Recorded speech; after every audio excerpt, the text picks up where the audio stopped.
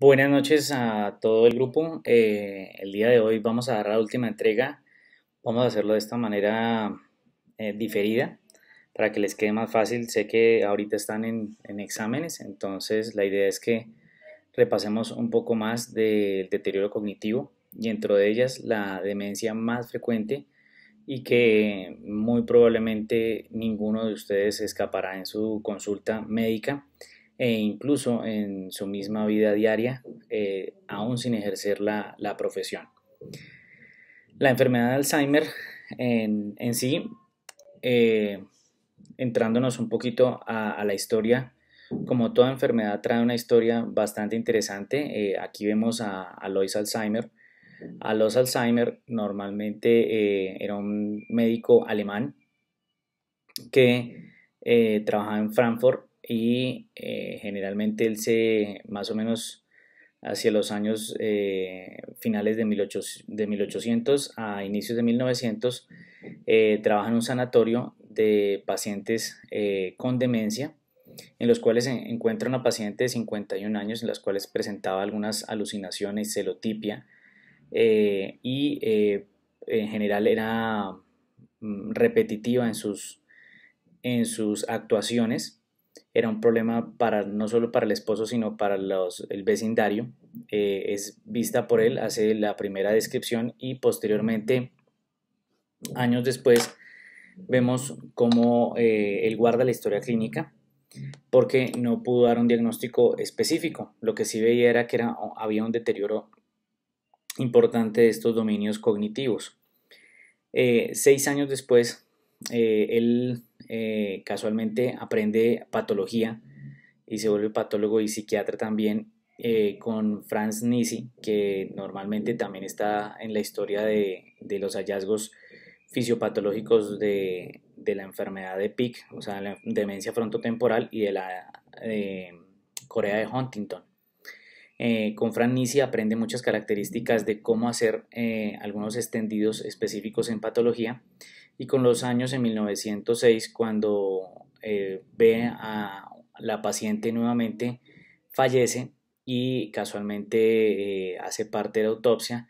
Allí se da cuenta Lois Alzheimer que tenía la historia inicial y describe los primeros casos y lo que presentaba la paciente, que generalmente eran dos características que él describió y que hasta la fecha aún se siguen viendo, que son dos características que trataremos y en las cuales está basada la fisiopatología de la enfermedad, que fueron unas estructuras degeneradas a nivel del soma neuronal, que eran los partes de la degeneración de los microtúbulos, como tal, con la proteína tau, sobre todo desde el punto de vista, la proteína tau se degeneraba al fosforilarse y generaba estos ovillos, que son los que ven en la gráfica E. Eran los ovillos neurofibrilares, generalmente son de tipo eh, intracelulares y están además en la placa del lado izquierdo de ustedes. Pueden preservar también algunas estructuras que se iban no solo depositando en el soma neuronal, y estos de generación de microtúbulos iba dañando la sinapsis neuronal, sino también evidenciaba que entre cada neurona habían placas de amiloide que eran parte de que hacían parte de una proteína transmembrana. Se iba a saber unos años después que era una subestructura, la beta amiloide, que se acumulaba a este nivel y que también estaba dañando a las neuronas, y se veía cómo la sinapsis neuronal presentaba una disminución de los receptores colinérgicos, así como de la disminución de acetilcolina que se iba a ver posteriormente a estos hallazgos que hasta ahora describía Alois Alzheimer en 1906 y que generalmente hacia 1906 eh, eh, viaja hacia Múnich, y en Múnich normalmente se vuelve parte del grupo de psiquiatría y es descrita la enfermedad pregonada después, 4 años después, en 1910, en un manual de psiquiatría que se promulga y se promulgó como la enfermedad de Alzheimer, dándole el crédito realmente al descubridor. En general, anatómicamente hablando, el síndrome presentaba también en el volumen cerebral una disminución del volumen importante a nivel de hipocampo, de los ventrículos laterales, de la corteza eh, parietal posterior. Presentaba algunas disminuciones y una disminución sobre todo en la corteza o en el grosor de la sustancia gris, y adicionalmente una pérdida de volumen importante a nivel de los hipocampos. Pero hablando entonces de demencia, como hablábamos anteriormente cuando vimos la primera entrega del enfoque, toda demencia, este síndrome, como todos los que vimos, realmente es un deterioro cognitivo de estos dominios cognitivos que afecta la vida diaria. ¿Ok? Ese es el término demencia, y generalmente este término, hablando específicamente de la enfermedad de Alzheimer, es gradual, es neurodegenerativo, como estábamos viendo un poquito adelantándonos hacia la fisiopatología, es progresivo, es la más frecuente de todas las demencias que vamos a ver, y generalmente su dominio cognitivo, típicamente el rasgo más importante es el amnésico, sobre todo en los pacientes mayores de 65 años. Ya veremos, y generalmente pues tiene que interferir en las actividades de la vida diaria, si no, no cumpliría con el criterio de demencia. Pero para hablar de la demencia, como ustedes ven, la enfermedad de Alzheimer podemos clasificarla en dos tipos, en mayores de 65 años y en menores de 65 años.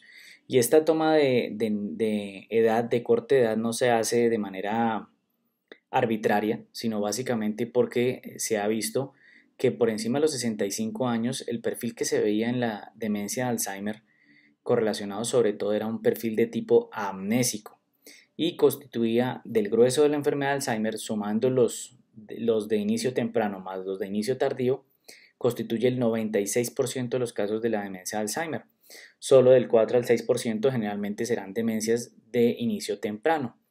Les decía que el corte no se hizo de manera arbitraria, debido a que se veía que los pacientes que presentaban los hallazgos fisiopatológicos similares a las de inicio tardío presentaban un perfil cognitivo diferente, que vamos a ver entonces que existen variantes de la demencia de Alzheimer de inicio temprano, y dentro de ellas, de las variantes que más se afectaban los dominios, era el disejecutivo, el lenguaje y el visoespacial, a diferencia del amnésico, que era lo que se presenta normalmente en las de inicio tardío. Y si nos vamos a ver también, vemos que también de las demencias de inicio temprano, la demencia de Alzheimer también es la más frecuente, la más prevalente de todas, y representa, si hiciéramos un corte solo en menores de 65, el 34% de los casos al menos son demencias de tipo Alzheimer. Es decir, que el Alzheimer nos debe quedar como conclusión que en mayores de 65 como en menores de 65 es la causa más frecuente de síndrome demencial progresivo neurodegenerativo, ¿no? Si esta tabla que ustedes ven, esta es una tabla que lo que quiere es emparejar en un orden cronológico, como ustedes ven en el eje de las X, la edad del paciente versus la frecuencia de los síntomas. Como vemos que comparando el tipo amnésico típico, vean que normalmente se vuelve mucho más prevalente, sobre todo en las etapas del corte de los 65 años para arriba, pero antes de los 65 años, como ven en colores violeta, verde, azul, amarillo, naranja, otro tipo de dominios cognitivos, o de perfiles cognitivos mejor, que eran con las mismas características o similares características anatomopatológicas, pero que presentaban unos dominios cognitivos eh, totalmente distintos, y unos perfiles, bien sea disejecutivos del lenguaje o visoespaciales.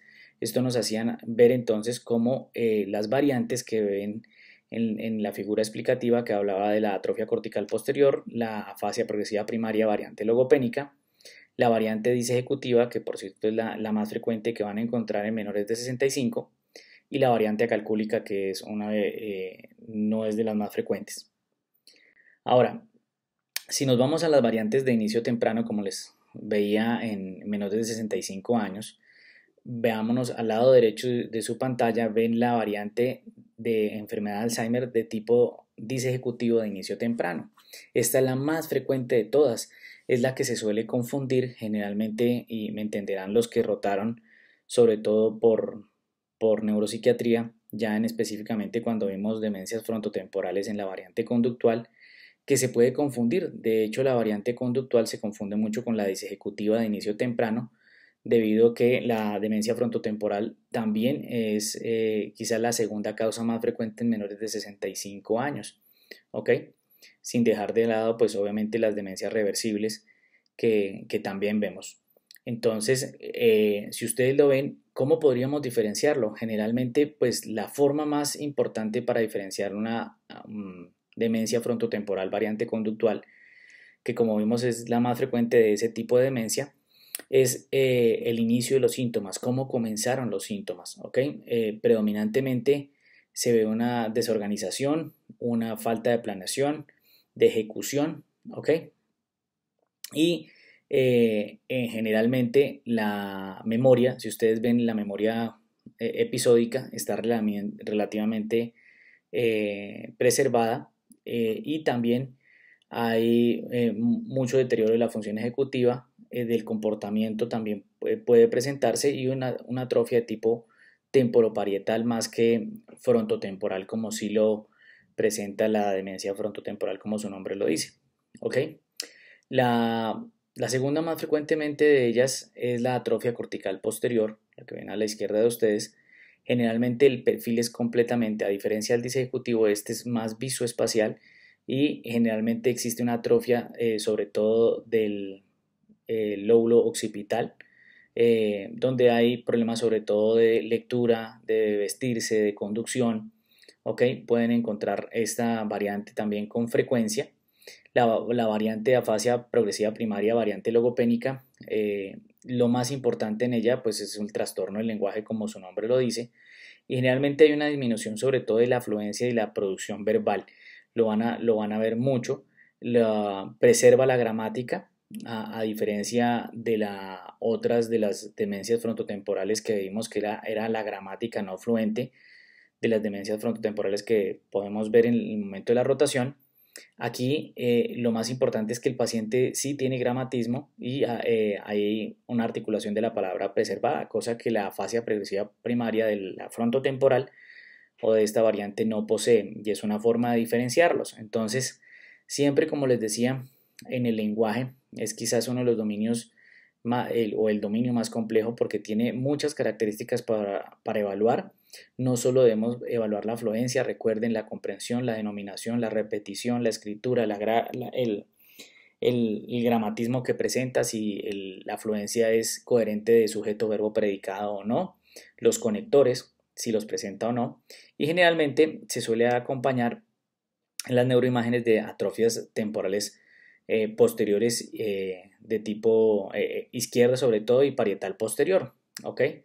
Eh, También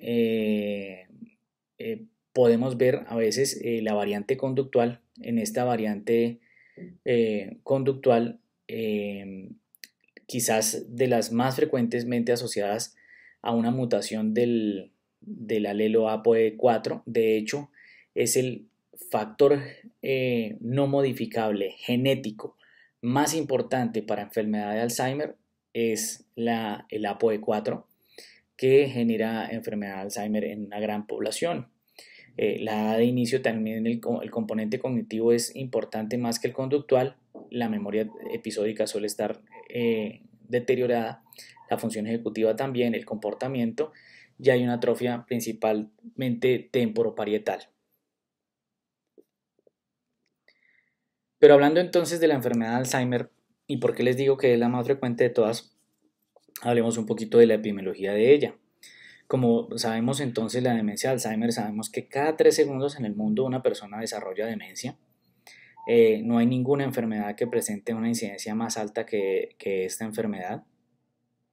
Eh, Lamentablemente es muy desconocida por las personas. Miren, 2 de 3 personas no conocen qué es demencia, y y generalmente, lamentablemente, como vemos en los estudios prospectivos, se cree que vamos a ser 131,5 millones de personas con demencia hacia el 2050.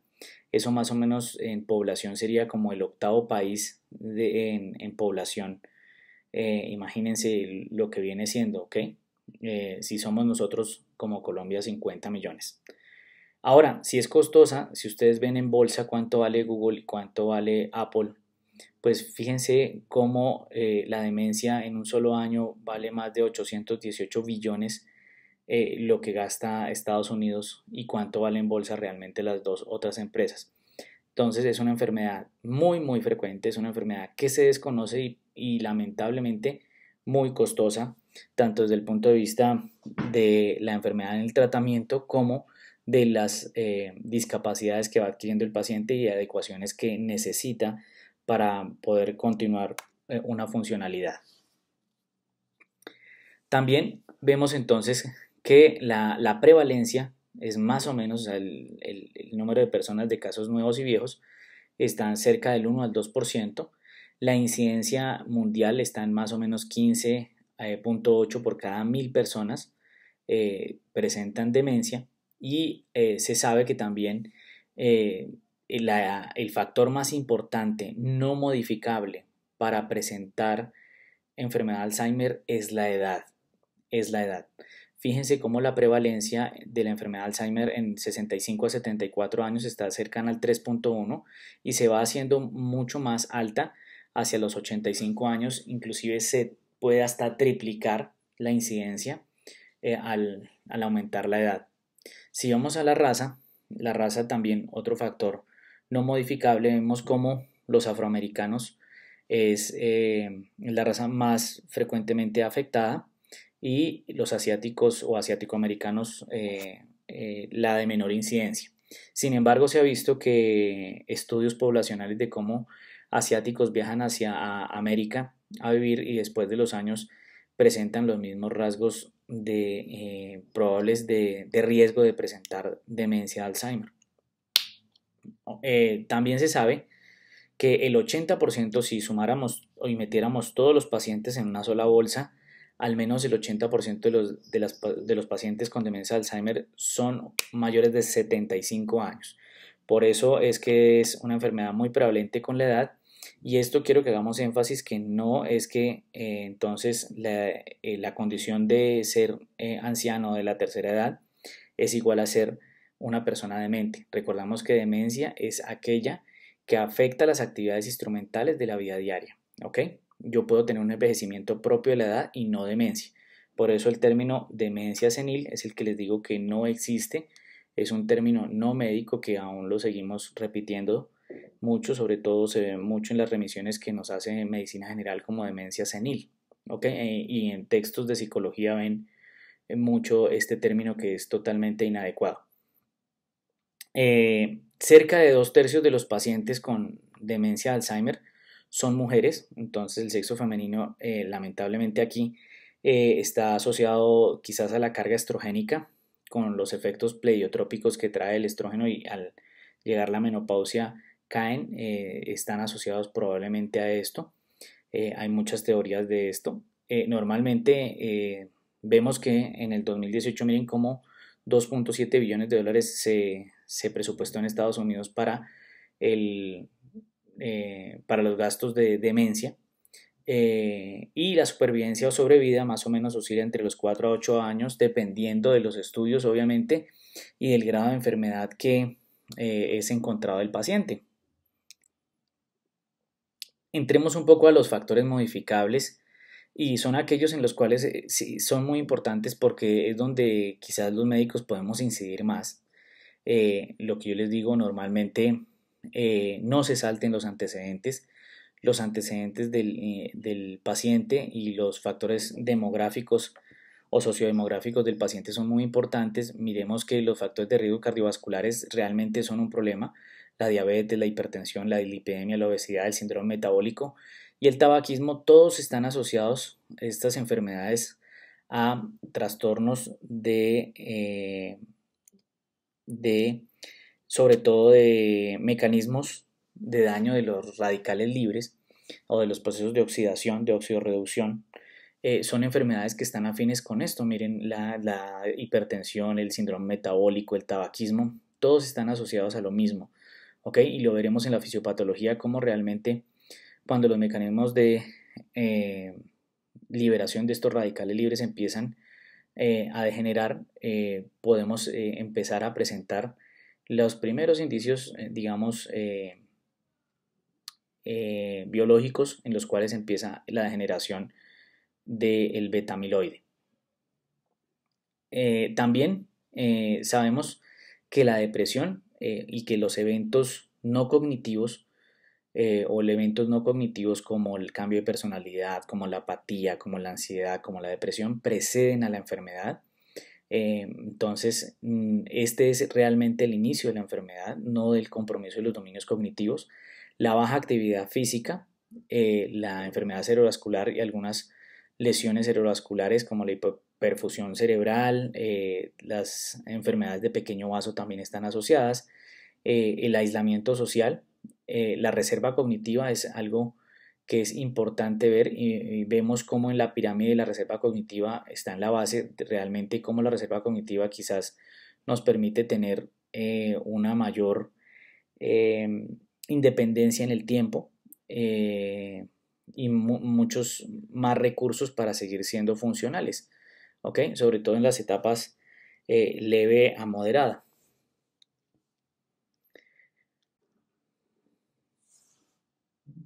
En los factores realmente no modificables son aquellos que no podemos incidir, como su nombre lo dice. El factor no modificable más importante para la enfermedad de Alzheimer es la edad. Es la edad, lamentablemente en todos los estudios, pero existen otros no modificables, como les mostraba ahorita en la epidemiología, el sexo femenino, la historia familiar de Alzheimer. Generalmente, aunque es una enfermedad poligénica, al menos con expresiones sobre todo, la más frecuente es esporádica, sobre todo en la demencia de Alzheimer de inicio tardío, ¿no? La inicio temprano está asociada sobre todo a factores genéticos como el APOE4, que predispone a una disminución del aclaramiento del beta-amiloide polipeptídico. Generalmente también hay otros factores genéticos que están implicados, que incrementan la fosforización de la proteína tau y predisponen a, a que esta proteína tau que está en los microtúbulos se degenere y se fosforile. Variantes genéticas se han encontrado muchas, ¿ok? Colombia, como les decía, es el país que más tiene incidencia de enfermedad de Alzheimer de inicio temprano. La concentración más alta la tiene eh, Colombia y también está asociado con las proteínas transmembrana, el beta-amiloide, se sintetizan algunos como en los genes 1, 14 y 21, dentro de ellos el 21 que está asociado con la trisomía de 21 del síndrome de Down, en cuales estos pacientes generalmente presentan demencia. En casi todos los pacientes que llegan sobre los 60 años presentan demencia de Alzheimer. Entonces volvemos a ver la gráfica y miren cómo la APOE4 genéticamente es uno de los factores o el factor genético más predisponente o más importante y cómo se eleva incluso antes de que inicien los síntomas, ¿ok? Pero existen enfermedades asociadas que pueden estar implicadas allí y no tenemos que desconocerlas y por eso es importante entonces el examinar al paciente no solo sus funciones mentales superiores o los dominios cognitivos, sino también físicamente, ver si presentan artritis, enfermedades pulmonares, si hay depresión de fondo, si hay fármacos relacionados que empeoren aún el deterioro cognitivo, a caídas, a incontinencia, a infecciones, a trastornos respiratorios que pueden darse con el tiempo. Patogénicamente, sin alargarme, básicamente les voy a resumir digamos, de forma muy somera. Aquí vemos una neurona en el lado derecho de sus pantallas donde vemos el soma neuronal y estamos viendo en verde la proteína tau. La proteína tau es una proteína que recordemos que lo que hace es dar soporte a los microtúbulos y los microtúbulos permiten el transporte de proteínas, ¿ok? Y de la síntesis de proteínas. Esta proteína tau lamentablemente se descinde o se fosforila y esa fosforilación hace que se descinda del microtúbulo, se degenere el microtúbulo, las tubulinas se destruyen allí, el microtúbulo se degenera y las proteínas tau fosforiladas se unen y se forman como ovillos neurofibrilares que son los que ven en la ampliación. Como tal, estos ovillos neurofibrilares son los que descubrió o los que describía Alois Alzheimer en ese tiempo. Entonces los ovillos neurofibrilares no nos podemos olvidar que siempre serán intracelulares. Y adicionalmente en la sinapsis neuronal, otro de los mecanismos importantes al ser una enfermedad degenerativa es la proteína amiloidea. Esta proteína amiloidea, que es una proteína de transmembrana, que generalmente tiene una subunidad, que es la subunidad beta. Los procesos de radicales libres generalmente pueden sentir esa fase de beta amiloide, degenerarla y por tanto disminuir entonces la concentración de receptores colinérgicos, porque estas neuronas las que está sobre todo generando son neuronas colinérgicas, y disminuir así también la concentración de acetilcolina como tal. Estos son los dos grandes mecanismos. Entonces hay placas neurofibrilares que se van a ver extracelular, ¿ok? Y los ovillos neurofibrilares intracelularmente. Ahora, en cuanto a las demencias de inicio tardío y temprano, ya vemos entonces que lo más importante en ellas es que el de inicio tardío quizás constituye el 96% de todos los casos y las de inicio temprano solo constituyen entre el 4 al 6% de todos los casos, y generalmente la diferencia más importante es el perfil cognitivo que presentan. El perfil de las demencias de inicio tardío de Alzheimer es principalmente amnésico. Obviamente con el tiempo pues va a haber compromiso multidominio como todas las demencias, y en el de inicio temprano sí tenemos otros tipos de perfiles, ¿ok? Que fue lo que nos permitió entonces dividirla en el corte de los 65 años. Las manifestaciones clínicas, vemos entonces que hay trastornos de tipo cognitivo y trastornos no cognitivos o elementos no cognitivos que incluso preceden hasta 5 a 10 años antes de que comiencen el compromiso de dominios cognitivos. Dentro de ellos, lo más importante es determinar la dinámica familiar, mirar normalmente la calidad de vida del paciente. Estos pacientes generalmente presentan apatía, ansiedad, alteraciones de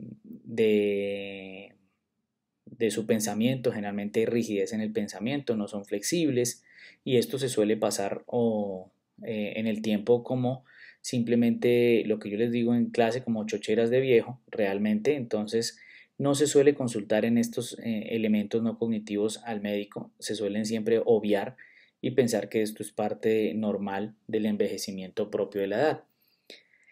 Ahora, algo importante es que si ustedes ven estos elementos no cognitivos, ¿a qué van a favorecer?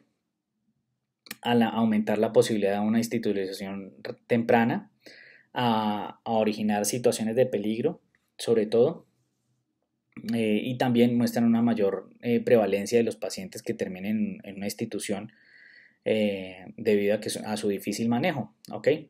Pero los trastornos cognitivos también es importante definir un perfil cognitivo, siempre evaluar dominio a dominio y poder caracterizar ese dominio cognitivo, bien sea a través de una prueba neuropsicológica como vimos algunos test rápidos como fue el MoCA o el Mini Mental Test, siempre viendo las ventajas y las desventajas de una prueba cognitiva. Recordemos que una prueba cognitiva no la puedo pasar a cualquier persona, debo saber siempre la reserva cognitiva, los años de estudio que presenta el paciente, ver si presenta alguna discapacidad que me impida hacer una de las pruebas de las que estamos pretendiendo pasar.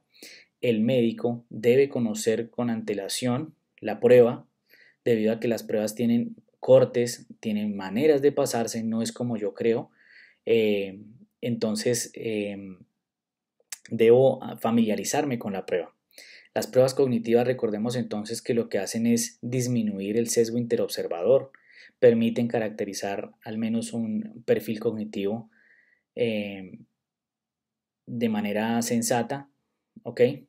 Y adicionalmente, evolución en el tiempo.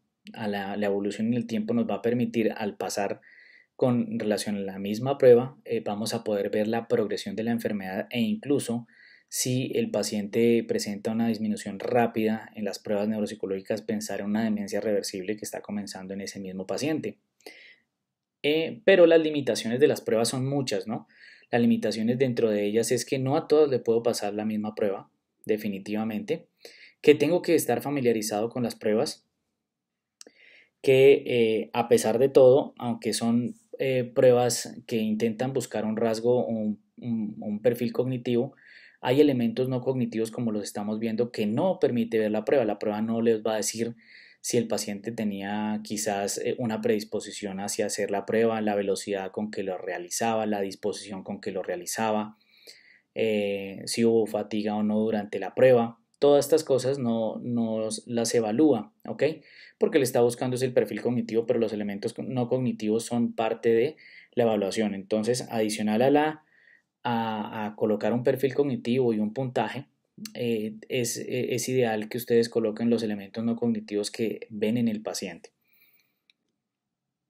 Entonces, el abanico sintomático demencial es demasiado grande, como vemos, y tenemos que estar pendientes si alguna de estas alteraciones se ven. Siempre estén pensándolo, el síndrome de Kluver-Bucy que aparece allí es una lesión rara de ver, es una lesión que normalmente ocurre por una lesión bitemporal que se produce y producen generalmente los pacientes, digamos, trastornos disejecutivos, alucinaciones, hiperoralidad, hipersexualidad, agnosias visuales, que se quedan perplejos viendo algún objeto en especial.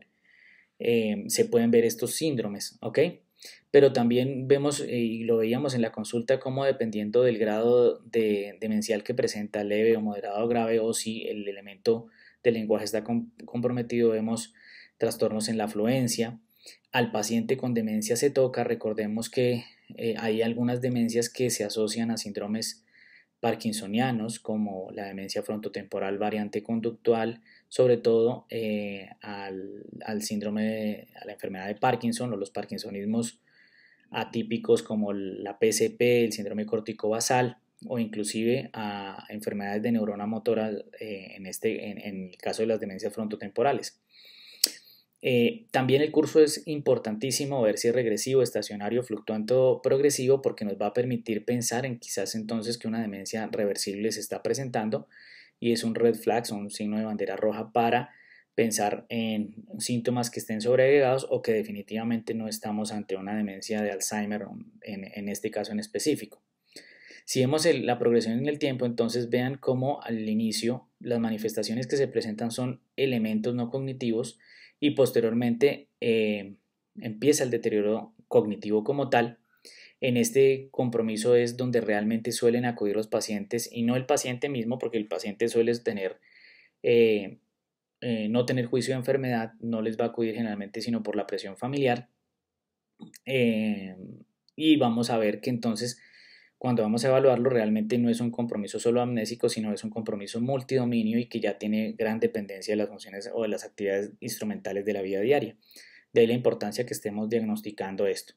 Finalmente empiezan los compromisos de la anatomía funcional, la conducta, en la cual ya se vuelve un problema manejar este tipo de pacientes, y la función motora, que empieza a regresarse hasta los reflejos más atávicos que hemos aprendido, y empiezan todas las complicaciones, y de acuerdo a la fase donde estemos pues tendremos que tener algunas metas para este tipo de pacientes. Recordemos que va a llegar a un punto donde quizás perdió el lenguaje y pues no tiene ningún sentido estar dando terapia de lenguaje en un paciente que ya es completamente mutista.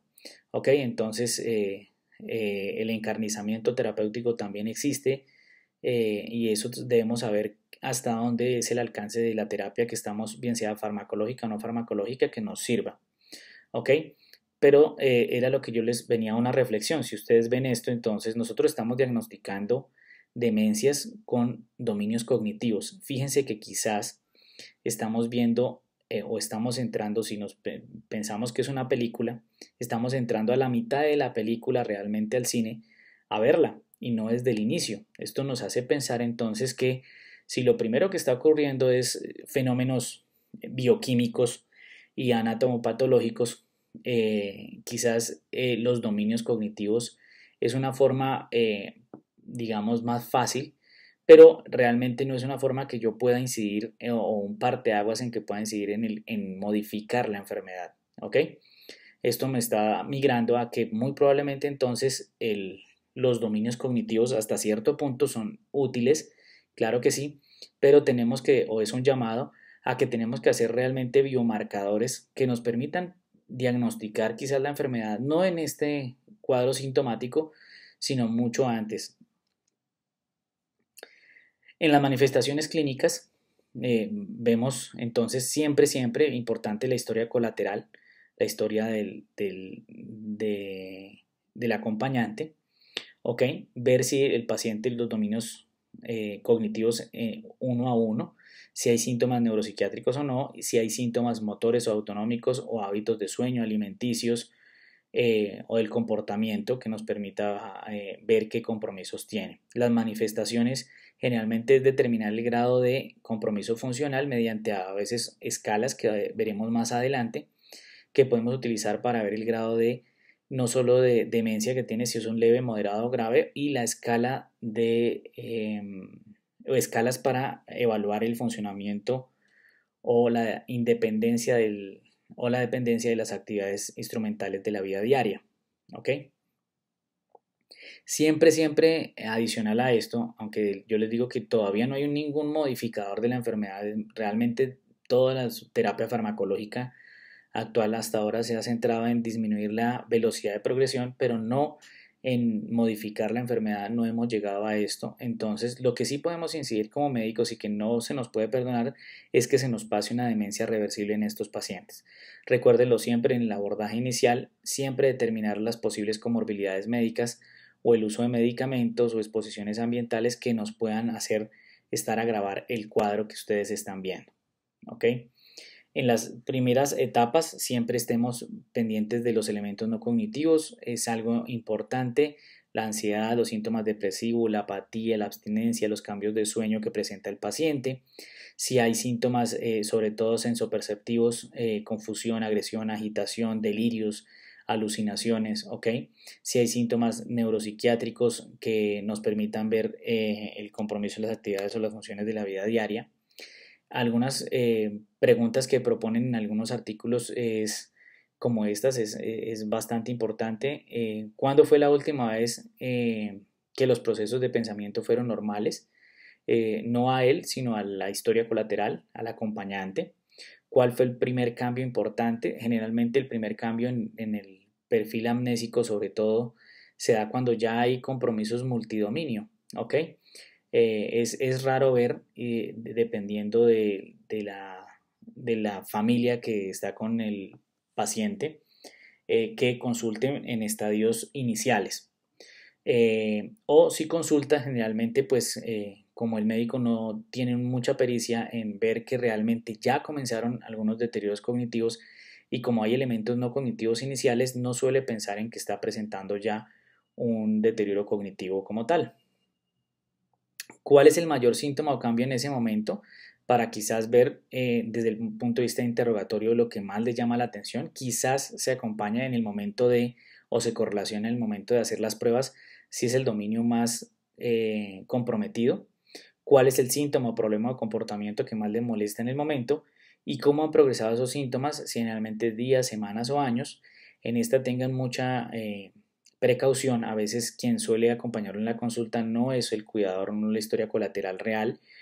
Suele acompañarlo una persona que generalmente no está con él o no vive con él y no nos puede dar este punto de corte exacto que estamos pidiendo. También algo importante es preguntar sobre el grado de discapacidad y quizás esto nos va a permitir hacia adelante si es necesario modificar algunas características logísticas en casa, si hay, si hay caídas, debilidad, si hay, por ejemplo, temblor asociado con el paciente o cambios en la personalidad o comportamientos extraños, ¿ok? Que nos permitan pensar que hay una enfermedad concomitante allí.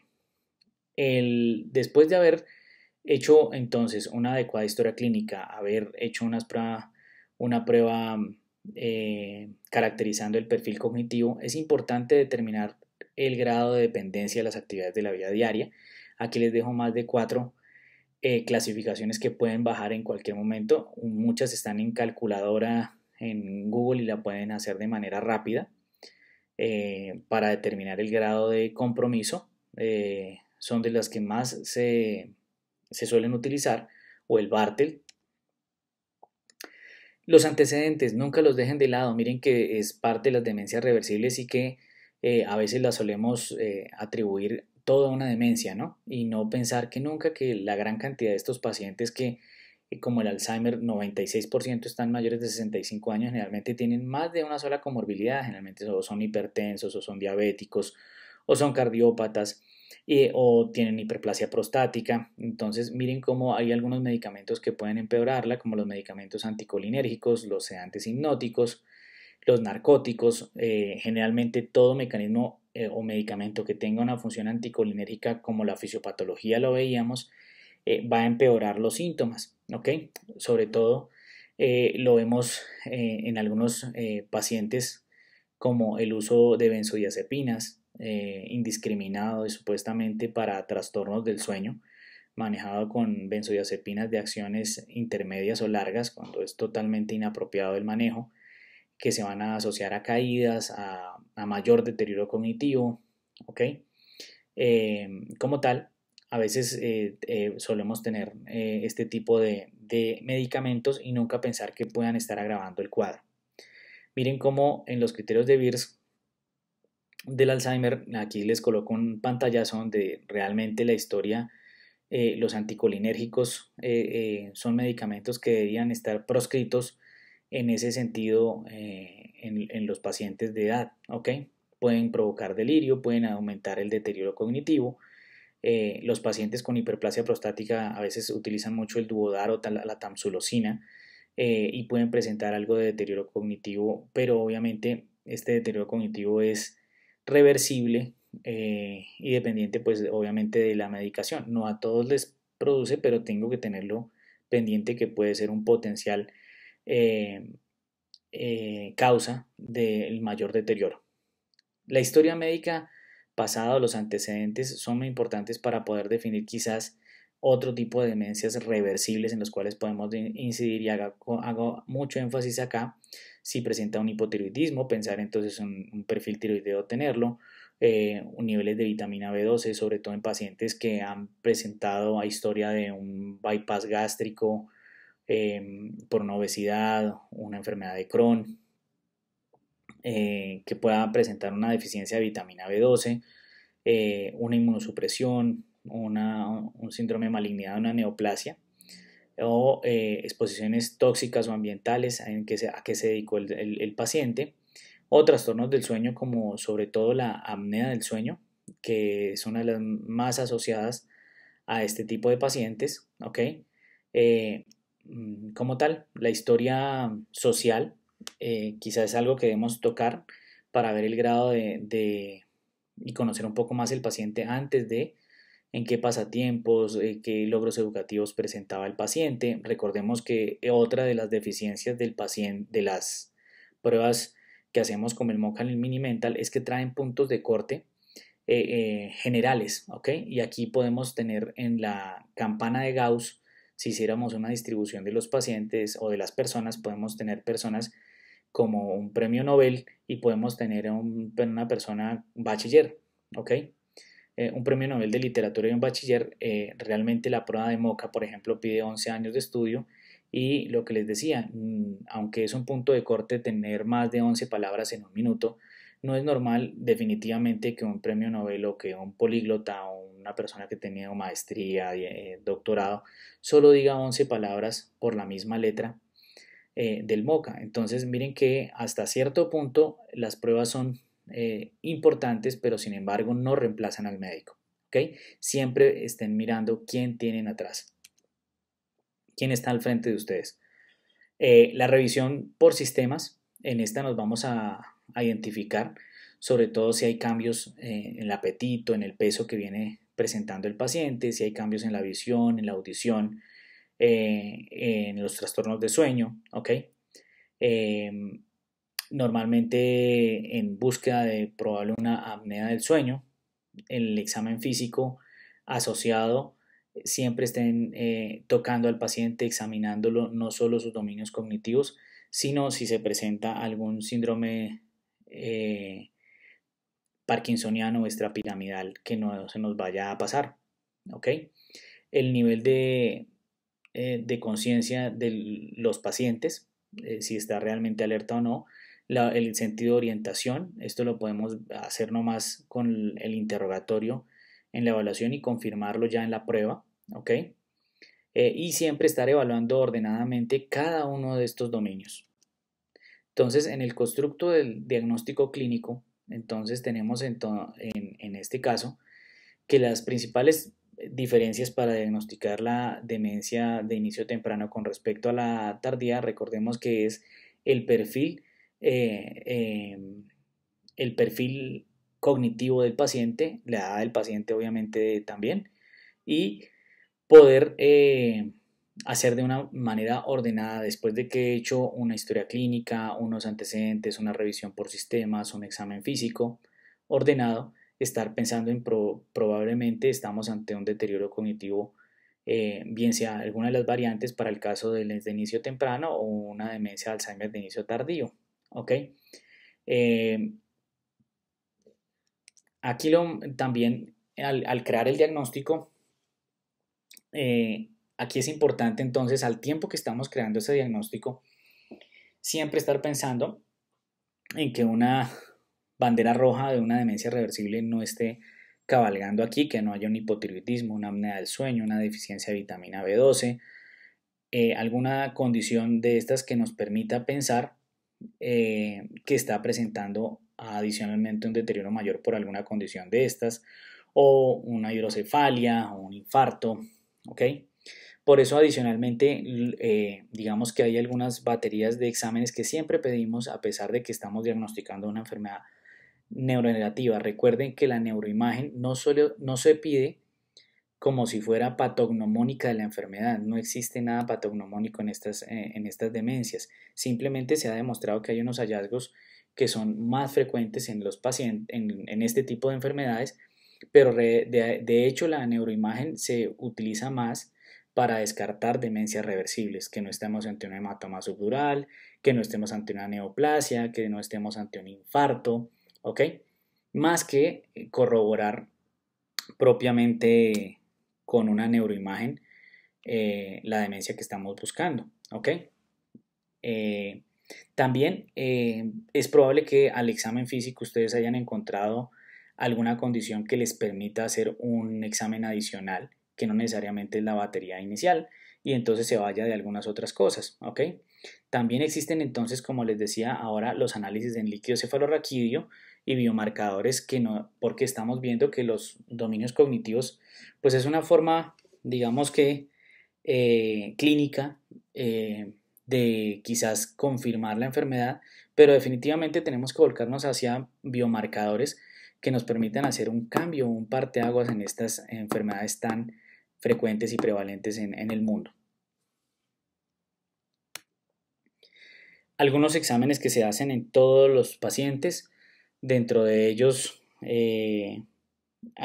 algunos está el hemograma completo, la TSH, la vitamina B12, la homocisteína, sobre todo si hay niveles altos, debido a que la homocisteína es un aminoácido que se encuentra en las carnes rojas, entonces esto se asocia mucho a generación de radicales libres, ¿ok? Entonces parte de la dieta es uno de los factores modificables de la enfermedad de Alzheimer.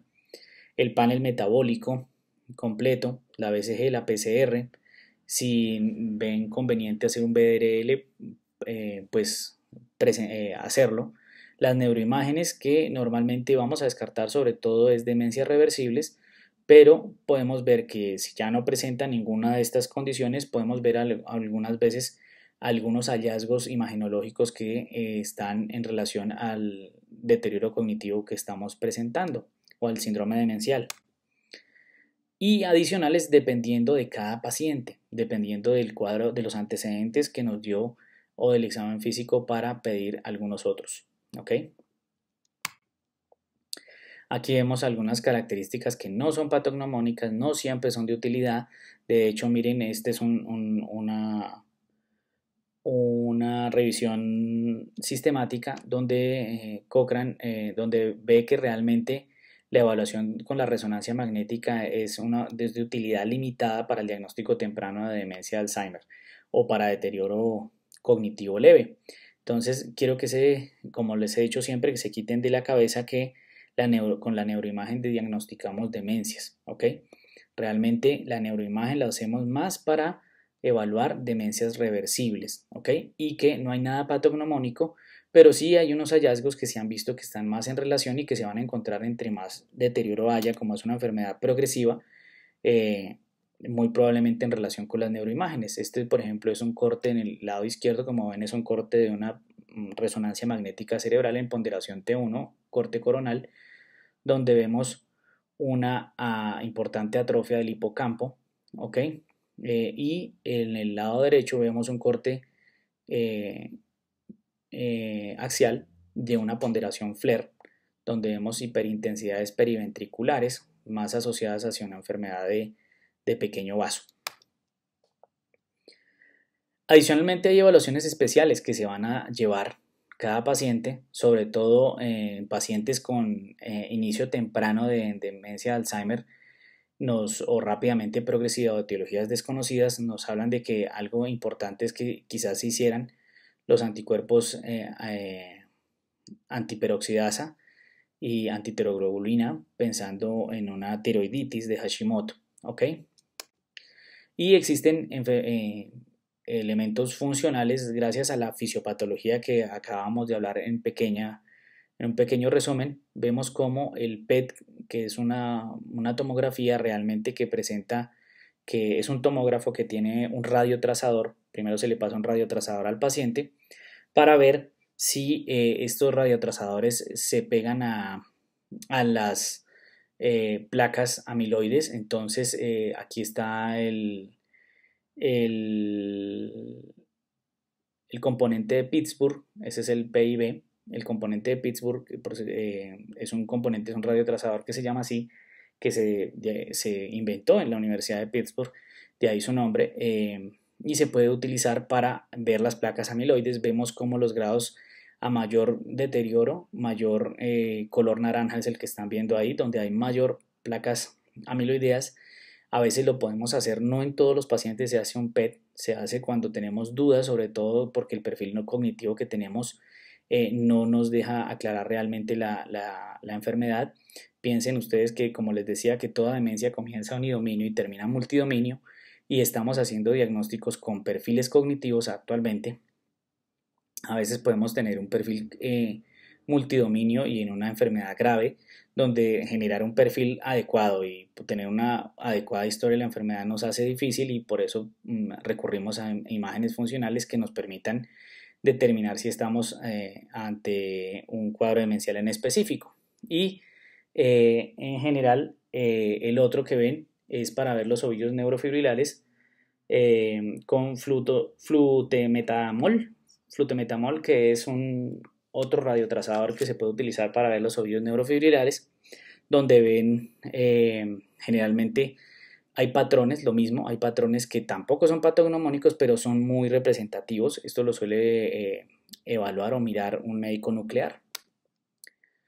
Los biomarcadores, y es para donde está atendiendo la demencia y donde tenemos que irnos hacia allá. Realmente el perfil cognitivo, cuando estamos diagnosticando quizás en la mitad de la enfermedad, donde ya poco o nada podemos ver y realmente todo está sucediendo bioquímicamente. Entonces ya inclusive hay criterios de Alzheimer bioquímicos. Ok, aquí les traigo algunos biomarcadores que están proponiéndose actualmente y se pueden utilizar. En Colombia no se hace ninguno de ellos, pero pues porque no se haga no tenemos que desconocerlos. Vemos las funcionales, están allí. también en líquido cefalorraquídeo ver la tau fosforilada.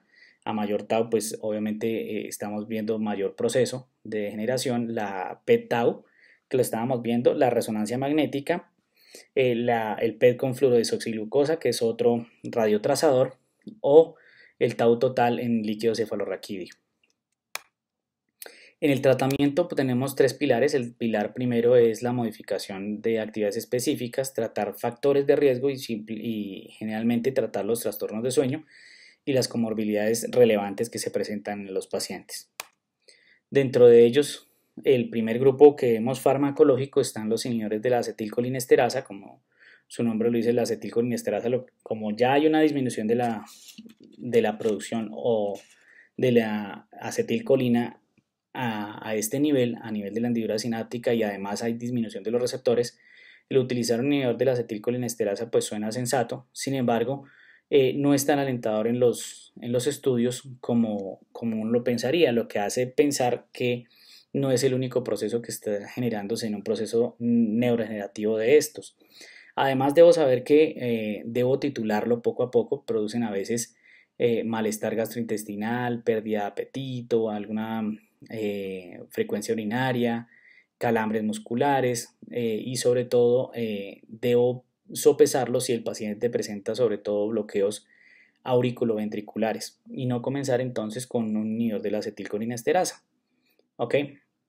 También puede hacer aumento de las secreciones pulmonares y gástricas, sobre todo en tenerlo pendiente las pulmonares, sobre todo en estos pacientes con enfermedad pulmonar obstructiva crónica que está con inhaladores, con oxígeno, pues pensar o sopesar que no es quizás el medicamento ideal o que presentan una úlcera gástrica activa. También están los efectos de los antagonistas de los receptores de NMDA, que generalmente están descritos sobre todo para deterioro cognitivo de moderado a severo. También se suelen titular poco a poco, pueden producir estreñimiento, mareo, somnolencia. Los estudios muestran como, digamos, una respuesta no tan importante. Y es por eso entonces que en estadios severos los neurólogos solemos quitar esa medicación porque ya sabemos que hasta cierto punto estamos disminuyendo la progresión de la enfermedad, pero si la enfermedad avanza o es muy avanzada va a llegar al punto en que es más el riesgo que el beneficio y vamos a terminar entonces presentando a un paciente con unos efectos adversos que no tenía por qué tener. Ténganlo en cuenta en estos pacientes que tienen una polifarmacia y nos quede muy fácil añadirle un medicamento más que no le está produciendo ningún beneficio. En estos pacientes multidominio, con un GDS 6-7, que tienen gran dependencia, una dependencia total de las actividades instrumentales de la vida diaria, pues no tiene ningún sentido estar dando este tipo de medicamentos como si fueran curativos, ¿ok? Entonces, ¿realizan un beneficio sintomático? Sí, ustedes ven aquí en el lado derecho de sus pantallas como en los estudios descritos está de leve a severa todos los inhibidores de la acetilcolinesterasa y los antagonistas de la NMDA receptor como la memantina. Vemos las dosis, vemos que no está descrito el utilizar inhibidores de la acetilcolinesterasa, sobre todo en trastorno cognitivo leve, no hay ninguna indicación para darlo. Entonces, lo que quiero es que vean es que demencia leve no es igual a trastorno cognitivo leve. No quiero ver que estén por allá con un trastorno cognitivo leve dándole ribastigmina o NPCil o galantamina cuando no está descrito y no ha tenido el beneficio en los estudios como si lo ha mostrado en demencia ya propiamente dicha. Siempre vean el perfil del paciente que tienen al frente, vean el beneficio siempre que supere al riesgo. Si el riesgo es más que el beneficio, en este caso, eso es sensato, retirar la medicación. Ahora, pero lo que van a venir después en unos elementos no conductuales elementos no cognitivos, perdón, que son conductuales, principalmente asociados. Entonces, siempre recordemos, a veces solemos, y ustedes van a ver cómo suelen colocar antipsicóticos, sobre todo de tipo atípico a dosis bajas, y no nos queda de otra cuando hay heteroagresividad en el paciente, y es un paciente que es de difícil manejo. Sin embargo, tienen que saberlo que en los estudios está demostrado que incrementa morbimortalidad en los pacientes con demencia. Entonces, digamos que los antipsicóticos atípicos no se deben dar en principio. No es una buena medida o una conducta médica adecuada. Pero en algunos casos nos toca colocar dosis bajas porque son de muy difícil manejo. Siempre las intervenciones no farmacológicas son las que se prefieren. Entonces, sobre todo nos apoyamos en todo lo que es terapia ocupacional y identificar generalmente las fuentes de angustia que presenta el paciente y que hace que se torne agresivo. Gestionar una estimulación cognitiva bien sea con neuropsicología también, con rehabilitación por terapia ocupacional o terapias de reminiscencia que suelen ser bastante efectivas, terapias basadas en música o recreación van a permitir canalizar al paciente. Finalmente, les muestro acá un artículo donde solemos ver cómo pacientes existen algunos nutracéuticos que suelen colocarles a los pacientes pensando que van a mejorar. Hay algunos estudios, sobre todo con vitamina D, que disminuye la progresión e inclusive en trastorno cognitivo leve. Sin embargo, no es una directriz mundial todavía, pero sí está demostrado que hay algún grado de beneficio. Pero miren todos estos nutracéuticos que les veo y miren en los estudios donde les estoy mostrando que a veces en los estudios son manejos anecdóticos y no realmente estudios que muestren un beneficio, o algunos dicen beneficios limitados. Otro es el resveratrol, suelen utilizarlo también, ¿ok? Pero van a darse cuenta de que muchos médicos que prescriben muchos medicamentos nutracéuticos que no está demostrado que realmente presenten el beneficio que se quisiera. En la terapia de estimulación cognitiva, aquí están los metaanálisis, se los cito, donde realmente es favorable realmente hacer la estimulación cognitiva. No se les olvide, no es solo tener un paciente polimedicado. De hecho, esa polimedicación, recuerden que lo que está haciendo es o sinergismos o antagonismos y hasta cierto punto. Entonces, la estimulación cognitiva es muy importante. La rehabilitación cognitiva y el entrenamiento cognitivo son muy favorables. Es necesario que los pacientes estén teniendo metas para realizar. Y finalmente, la adecuación de casa. Siempre lo que les decía yo a los pacientes o a los familiares en la historia colateral, siempre díganle al paciente qué día es hoy, quién es él, en dónde está. Ojalá que le hagan una manilla al paciente con el diagnóstico, donde dicen dónde pueda llamar. Estos pacientes a veces se suelen desorientar y salir de casa. Tener una foto reciente, aunque parezca algo como obvio, que tengan los familiares una foto reciente de los pacientes. Hay dispositivos hoy en día que se venden GPS para colocar en manilla o en el celular o en el tobillo si los pacientes se suelen extraviar. Hasta aquí es el grado de deterioro cognitivo que vimos. Espero que hayan aprendido muchas de las haya resuelto muchas de las dudas que normalmente presentaban, y adicionalmente es una entidad que lamentablemente, como les decía, quieran o no y sean médicos o no, van a estar relacionados directa o indirectamente con esta entidad. Finalmente espero que les vayan bien en su examen final y que todos puedan haber pasado satisfactoriamente el semestre. Una feliz noche para todos.